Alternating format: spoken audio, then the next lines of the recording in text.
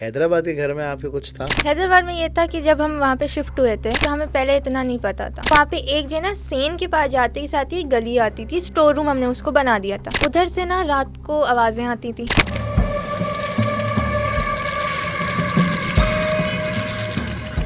हैदराबाद के घर में आपके कुछ था?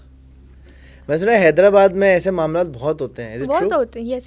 हर घर की कहानी है। हर घर की कहानी, छोटे छोटे इलाकों चाहे में, लतीफा बात हो, चाहे कासवा बात, चाहे वादुआ हो, चाहे वो कौन सा आटोबान हो। हाँ, एक और रास्ता था ना यार, वो जहाँ तिलक चाड़ी जी। वहाँ पर भी आपको लगता है क्या हुआ था हैदराबाद वाले घर में? हैदराबाद में ये था कि जब हम वहाँ पे शिफ्ट हुए थे तो हमें पहले इतना नहीं पता था, ठीक है। तो उसके बाद जो है हम सेटल हुए सब कुछ। ये मैं तब की बात बता रही हूँ जब मैं 10, 11, 12 मतलब इन के उसमें थी, जब पहला मैं मतलब स्ट्रॉन्ग हुई थी। ये मैंने पहली दफ़ा जब चीज़ें देखी थी। okay. तो वहाँ पे जो है ना वो बहुत खुला खुला घर था, नीचे एक सेन टाइप एवरीथिंग ना। तो वहाँ पे एक जो है ना सेन के पास जाते ही साथ ही एक गली आती थी, स्टोर रूम हमने उसको बना दिया था। ठीक है। वो मतलब खुली गली थी। तो उधर से ना रात को आवाज़ें आती थी। किस चीज़ की? मतलब कोई बुला रहा है या कोई बात कर रहा है। एक इस वाले स्टोर से आती थी और स्टोर के बिल्कुल सामने ही कमरा, तो उधर तो इंतहाई दीमक थी कि हम दरवाज़ा भी खोले ना, ऊपर लाइनें और वॉशरूम की साइड में, वॉशरूम का जो पिलर होता है ना, वो तो पूरी ऐसे ऊपर जाके ऐसे निकली हुई ऐसे होता था। और उसी रूम से ऊपर मेरा रूम था। तो उधर ही वॉशरूम में जो है ना निकली हुई होती थी, मतलब नीचे जो टाइल्स है ना उधर से।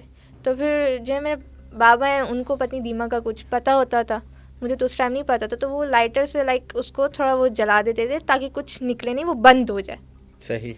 तो वहाँ से रात को लेट आवर्स के अंदर मिडनाइट 12, 1, 2, 3 इस टाइम आवाज़ें आती थी, ठीक है, डरावनी, हैवीनेस वाली, या कोई बुला रहा है जैसे, या कोई बातें आपस में इतने सारे लोग कर रहे हैं। हम नीचे होते थे तो उधर जो है ना ऐसा लगता है जैसे हमारे पीछे पीछे कोई है।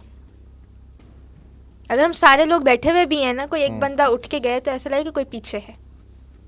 हम अगर वॉशरूम में नहा रहे तो कोई ऐसा बाकायदा ऐसा फील होता है कि कोई देख रहा है, बाकायदा फील होता है कि कोई देख रहा है।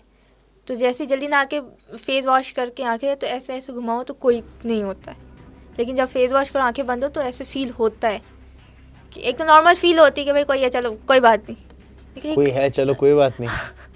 मतलब कि नॉर्मल भूत हो, नॉर्मल भूत। हाँ, वो ऐसा लगता है कि मतलब ऐसे यहाँ कोई भी हो नॉर्मल नहीं लगता, यहाँ से जो ना फील होता था कि मतलब है। तो उसके बाद फिर मैंने बताया घर पे कि मतलब अब भाई मेरे से नहीं रहा जा रहा, डर लगता है अंदर जाता है। तो फिर बाबा ने बोला कोई बात नहीं, तुम जो ना इतना इसको सोचो नहीं ज़्यादा इसको वो नहीं करो, कोई बात नहीं। वो मुझे ना बातें घुमा देते, तुम फेस वॉश वैसे ही कम करती हो या वो करती हो, बातों के अंदर ना घुमा के तो इस तरह करती। लेकिन फिर एक दफ़ा ये हुआ कि मैंने स्टोर रूम में, मतलब मैं किचन में आई थी, नीचे हम नीचे से ऊपर मेरा रूम होता था, मैं नीचे आई थी कोई प्लेट रखने ना, ऊपर जाई थी, जैसे कि वाइट कलर के अंदर कोई चीज़ है वो स्टोर रूम में यूँ गई है सीधा। तो मैं उधर जाके मैंने देखा, जैसे ही देखा वो कोई वाइट कलर की चीज़ थी, उसके बाल मतलब वो डेंजरस टाइप था उसका फेस, और वो वहाँ पे मैंने बहुत चीख मारी थी। कैसा शक्ल थी उसकी? अब मैं कैसे एक्सप्लेन करूं? थोड़ा सा बोटियां थी मुंह पे, दांत मतलब बड़े थे, क्या कहते हैं वो पूरे ब्लड, आई थिंक मैं बोल सकती हूँ कि वो फेस उससे था। तो वो काफ़ी मेरे लिए वो था।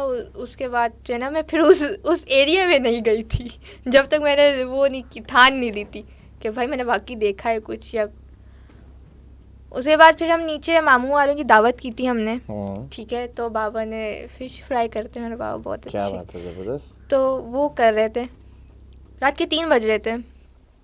किचन है ना, किचन का जो चूल्हा है उसके ऊपर एक विंडो होती है, ठीक है। उस विंडो में से बाबा के हाथ में खून की छींटें आई थी एकदम से। खून की छींटों का ये खून ही है। ये शुक्र ये छींटें मुझ पर नहीं आई।